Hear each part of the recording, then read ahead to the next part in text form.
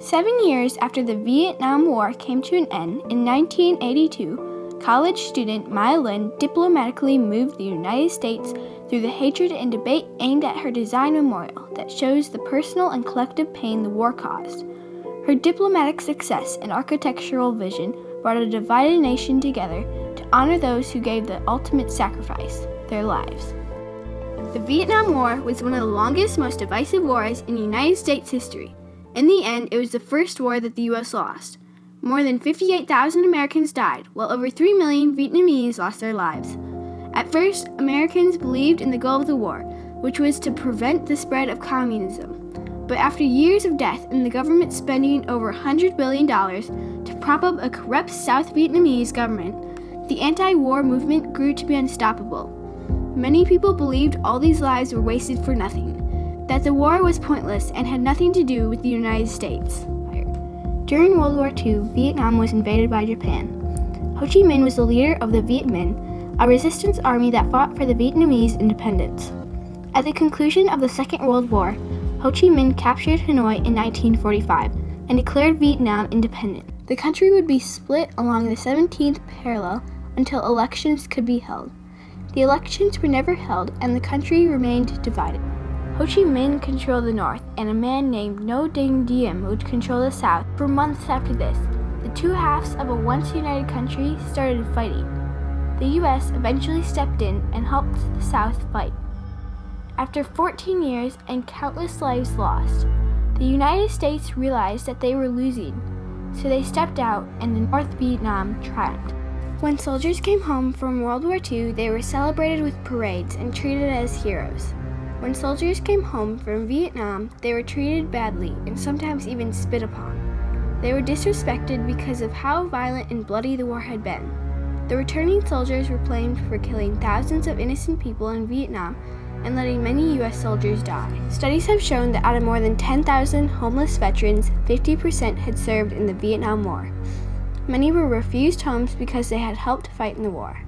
Many veterans suffered from PTSD or post-traumatic stress disorder. It has been shown that 30% or 810,000 of the 2.7 million returning Vietnam veterans suffered from PTSD. Many Vietnam veterans were wounded or disabled and had a hard time finding a job. Due to physical and psychological pain, many veterans became addicted to drugs. According to Encyclopedia.com, the soldiers struggled to overcome being seen as a national failure. 4 years after the Vietnam War started, Maya Lin was born on October 5, 1959, in Athens, Ohio. She lived with her mother, father, and older brother. As a child, Maya loved animals and sometimes entertained herself by building towns and houses out of cardboard and paper. In 1977, Maya attended Yale University in Connecticut. Later, she and 5 other students set up a student-led architecture class. They decided that the final project would be a design that fit the description of a poster they saw. The poster advertised a competition for the Vietnam War Memorial. The memorial had to connect with the environment around it, make no political statement about the war, and must have all the names of the killed and missing soldiers. The students visited the site where the memorial would be built. In a 1995 documentary, Maya said that she imagined a knife coming down and cutting the earth open. She wanted one end pointing to the Washington Monument and the other pointing to the Lincoln Memorial. This was to acknowledge the past way that memorials were designed.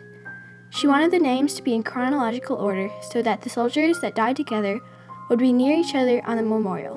This way, the comrades and friends would be honored together. The two walls would be shaped like a V and would be made of black granite. On the top of the right wall, the date and name of the first death would be carved. After that, name after name would be carved into the right wall until it ended at a point, almost seeming to disappear into the ground. The names would resume on the left wall, row after row, until the last name and date would be carved on the bottom near the intersection. In a paper that Maya turned in with the drawings of her memorial, she wrote, "These names, seemingly infinite in number, convey the sense of overwhelming numbers while unifying these individuals into a whole." The committee that was to pick the design was made up of Vietnam veterans and professional architects. They looked at 1,432 drawings, but they kept coming back to Maya's. Finally, after many discussions and arguments, they picked Maya's as the winning design. Soon after that, 3 officials came from Washington, D.C. to tell Maya that she had won. Maya was 20 years old and still was in college. This was a turning point for Maya and a shift to what a memorial could be. As soon as her design won, there was instant criticism. When I came home from Vietnam in December of 1968, I was literally spat upon in the Chicago airport as I walked through in my uniform. That spit hurt. It went through me like a spear. Welcome home. Now, when I saw the designs at the show at Andrews Air Force Base, indeed, I was impressed by the level of thought and effort that had gone into them. But when I saw the winning design, I was truly stunned. I thought that the most insulting and demeaning memorial to our Vietnam experience that was possible. I don't care about artistic perceptions. I don't care about the rationalizations that abound. One needs no artistic education to see this memorial design for what it is, a black scar. Black, the universal color of sorrow and shame and degradation in all races and all societies worldwide, in a hole, hidden as if out of shame, so that no Vietnam veteran who must spend the rest of his days in a wheelchair can ever visit it. Many critics felt that the memorial should be more heroic and complex. They expected a large white monument with pillars and arches made out of marble, similar to other memorials at the Washington Mall. An article was published by the Washington Post about Maya's culture and heritage in China and criticized her fascination with death. She was accused of being controversial and trying to hide the memorial in the ground because the war was seen as a stain on American history. In many meetings, she had to defend herself and her design.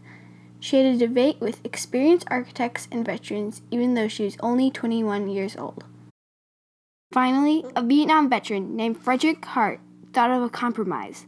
He said that they should add a statue and a flag to the memorial. A diplomatic compromise was reached. This satisfied most people who were opposed to Maya's design, and finally allowed the construction of the memorial to begin. I was a senior at Yale. I was majoring in architecture, and we saw a poster for a competition for a memorial for the Vietnam War. And we thought, oh, what a great idea. Let's use that as our last project. The rest is sort of history. I got a phone call. They said, you won. It was anonymous. There were no names listed. You were a number. I was 1026. And to this day, we have to wonder, had my name been out there, would that have made any difference? Shall we say, and that played off very large in the public with a big battle. It was a trial by fire. I was raised in a household where all that mattered is what you thought and what your ideas were. And you fought for your ideas. It took 3.5 years to build the memorial, and on November 13th, 1982, the memorial was finally opened to the public. It was very emotional, especially to family and veterans who made sacrifices in the war. Because it's only when you accept the pain, it's only when you accept the death, can you then come away from it, can you then overcome it. And literally, as you read a name or touch a name, and the pain will come out. And I really did mean for people to cry. That you can then have to, of your own power, turn around and walk back up into the light, into the present. But if you can't accept death, you'll never get over it. So what the memorial is about honesty. For years, the real horror of Vietnam War was kept a secret. Barely anyone knew the whole truth about the death and the grief. As veterans and family members visited the wall, it was as if the whole crowd was joined together into one body, united in the pain of death, a nation grieving. Maya's design inspired a new way of creating memorials. The Vietnam Wall showed people that wars aren't all glory. A true memorial shouldn't just show the power that wars have gained the United States, but the sacrifices and sorrow too. Other memorials inspired by the Vietnam Wall include the Oklahoma City Bombing Memorial and the New York City 9/11 Memorial. The Vietnam War Memorial was a controversial project, full of debate. Americans had to push through the hatred of the war to memorialize the sacrifices made by so many. The wall is a powerful symbol of sacrifice and brings people together like no other memorial.